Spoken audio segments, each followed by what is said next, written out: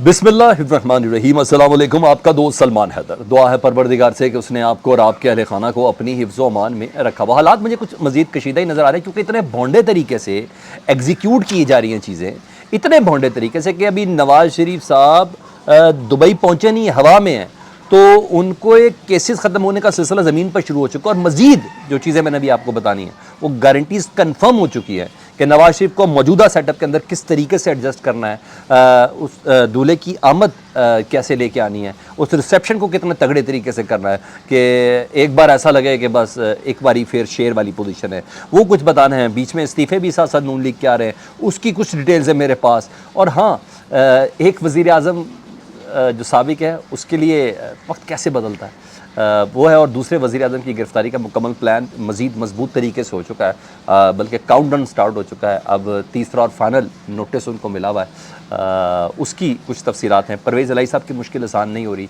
अभी दोबारा बख्तरबंद गाड़ी उधर पहुँच चुकी हुई है, उनको दोबारा गिरफ्तार करने के लिए कुछ चीज़ें हैं, एक के बाद एक आपके सामने रखता हूँ। इंटरेस्टिंग भी लोग होने जा रहा है, तो मुकम्मल देखिएगा। अगर अच्छा लगे तो चैनल सब्सक्राइब कर दे, इसके लिए बटन है, इसको दबाना होगा।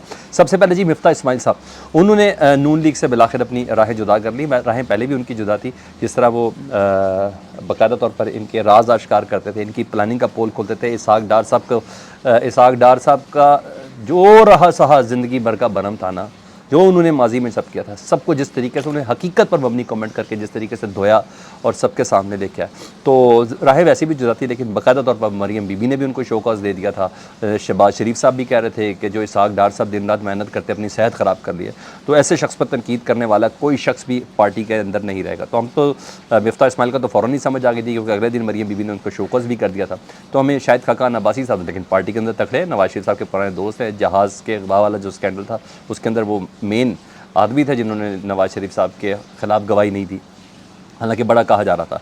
तो उन्होंने बाकायदा तौर पर मिफ्ता इस्माइल साहब ने पार्टी ओहदा भी छोड़ दिया और बतौर जनरल सेक्रेटरी नून लीग का उन्होंने इस्तीफ़ा भी दे दिया है। और इस्तीफ़े में उन्होंने शहबाज शरीफ साहब का बहुत शुक्रिया अदा किया सबसे पहले, और जो टोन इस्तेमाल की वो बड़ी मज़ेदार है। और नवाज शरीफ साहब का शुक्रिया अदा किया कि किस तरह उन्होंने मुश्किल वक्त में उनका साथ दिया, और अल्फाज बता रहे कि नून लीग को उन्होंने मुकम्मल तौर पर खैराबाद कह दिया है। यानी ये भी हुआ कि जो शाहिद खाकान अब्बासी की लंदन में मुलाकात हुई नवाज शरीफ साहब से, तो वो कामयाब नहीं हुई, नताइज वो नहीं आए जो एक्सपेक्ट किए जा रहे थे।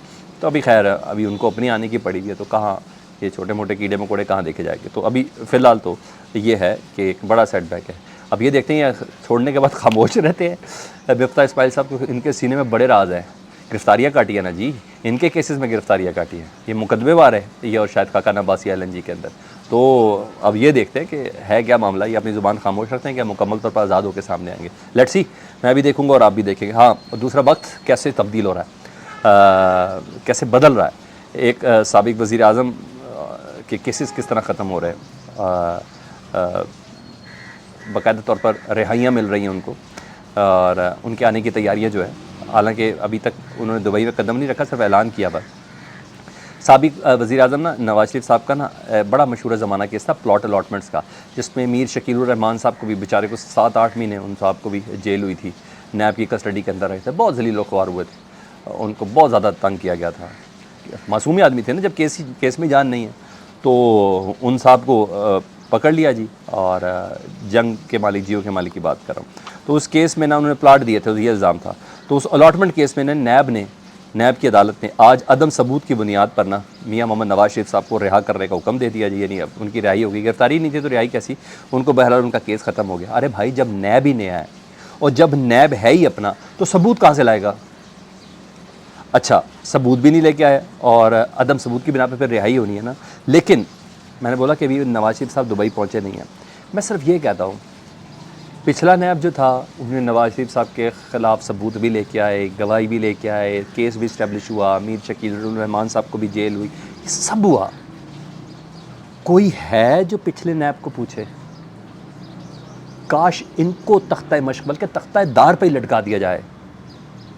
या पिछला नैब गलत या ये नैब गलत, एक तो है ना गलत, और पैसा आवाम का लगा, तनख्वाहें मेरे और आपके टैक्स के पैसों से जा रही है, जितना भी देते होंगे, जितना भी देते होंगे।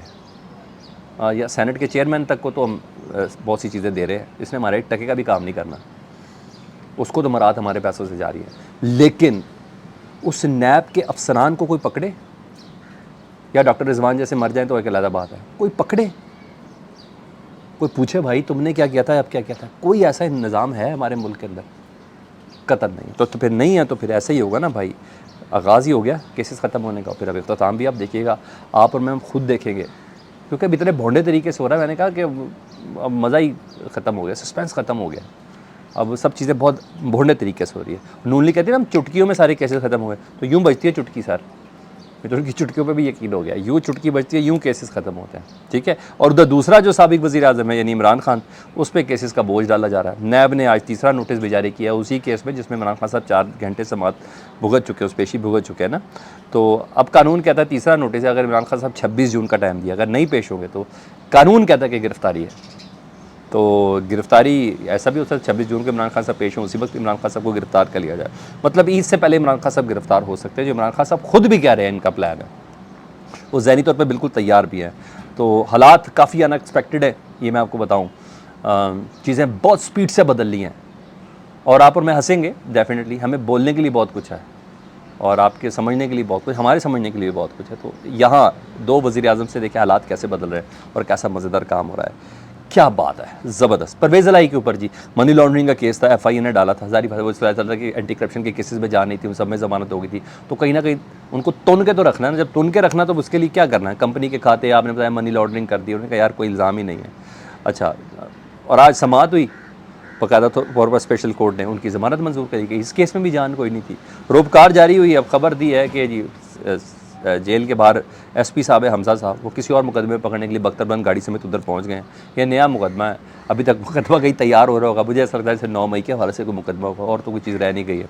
तो मकसद तो वही है ना, प्रेस कॉन्फ्रेंस करना, प्रेस कॉन्फ्रेंस कर लें तो बच जाएंगे। और इसका ये भी मतलब है कि परवेज़ इलाही साहब का सॉफ्टवेयर अपडेट नहीं हो रहा, सॉफ्टवेयर अपडेट नहीं हो रहा तो प्रेस कॉन्फ्रेंस कैसे होगी? इसका यही मतलब है ना, अगर मैं बहुत ही मुस्बत सोचूं। दूसरा चौधरी शाफी साहब वैसे ही कह चुके हैं कि परवेज़ इलाही साहब तो मानते हैं, कल उन्होंने कहा ना परवेज़ इलाही साहब तो मानते हैं, मगर स्पेन में बैठा शख्स नहीं मानता। स्पेन में बैठे मोनस इलाही साहब, वो मोनस इलाही साहब से मुतल्लिक़ कह रहे हैं कि वो नहीं मान रहे कि अब सियासत अपनी अपनी, वो यही कहने का मतलब है उनका कि अब कोई किसी की सियासत नहीं करेगा, हम अपनी सियासत खुद करेंगे। दूसरा PTI के जो गिरफ़्तार कारकुन थे जी, आज एंटी टेररिस्ट कोर्ट में उनको पेश किया गया। कुछ तो फ़ौजी अदालत में चले गए ना, ये एंटी टेररिस्ट कोर्ट पे ये उधर मौजूद थे या ये उधर मौजूद थे, कोई तस्वीर खींच रहे थे, इन्होंने कोई तोड़ा फोड़ नहीं किया था, वो ATC के अंदर पेश हुए हैं। तो उनको बख्शी खाने में रखा गया था। जो खबर मुझे पता चली वो ये है कि 16-17 मुल्ज़मान जो है ना, उनको दम घुटने से ना उनकी हालत बड़ी ख़राब हुई है। इनको बख्शी खाने के अंदर रखा, वहाँ ये बेहोश हुए और फिर 1112 बुलाया गया और फिर उनको कुछ को अस्पताल मुंतकिल किया गया। और PTI ने काफ़ी एहतजाज किया और इमरान खान साहब ने एक ट्वीट भी किया उसके बाद। उन्होंने कहा ये किसी को अब शक नहीं रहना चाहिए कि पाकिस्तान में जंगल का कानून है, पाकिस्तान जंगल के कानून के शिकंजे में फंस चुका है, जिसकी लाठी उसकी भैंस का असूल चल रहा है। हुकूमती वज़रा के हालिया बयानात बता रहे हैं कि सुप्रीम कोर्ट के फ़ैसले से वो इनकारी हैं। यानी उन्होंने कहा है ना, ख्वाजा आसिफ ने भी ये कह दिया, राना सनाउल्लाह साहब ने भी कह दिया, इरफान कादिर साहब ने भी कह दिया कि फ़ौजी अदालतों के खिलाफ कोई फ़ैसला है तो हम इस बेंच के फ़ैसले को नहीं मानेंगे। तो किसी ने तो अदालत के साथ खड़ा होना है, तो इमरान खान साहब कह रहे मैं खड़ा होता हूँ। उन्होंने कहा ये पता चल रहा है कि ये सुप्रीम कोर्ट के फ़ैसलों से इनकारी हैं। तो बहरहाल इमरान खान साहब ने यहाँ तक तो कह दिया कि मैं सुप्रीम कोर्ट के साथ खड़ा हूँ। लेकिन बहरहाल ये चीज़ें हैं, जब आवाज़ें दबानी हो तो पूरा माहौल जिस तरीके से बनाया जाता है वो तो है। लेकिन बहरहाल इस वक्त पोजीशन काफ़ी गैर मामूली है और अगले 2 से 3 दिनों में चीज़ें वाकई बहुत ज़्यादा गैर मामूली मुझे एक्सपेक्ट हो रही है। जिस तरह नवाज शरीफ साहब ने अब दुबई में डेरे डाले, हज पर जाएंगे लेकिन फिर दुबई में ही आ जाएंगे, वहाँ मुलाकातें करेंगे और हर चीज़ों को खुद मॉनिटर करेंगे। तो नून लीग की क़यादत सिर्फ नून लीग के जितने भी वर्कर्स हैं और जितनी भी सेकेंड लेयर की लीडरशिप है वो नवाज शरीफ की क़यादत में एक जगह पर इकट्ठी है, बाकी हिस्सों में बटी हुई।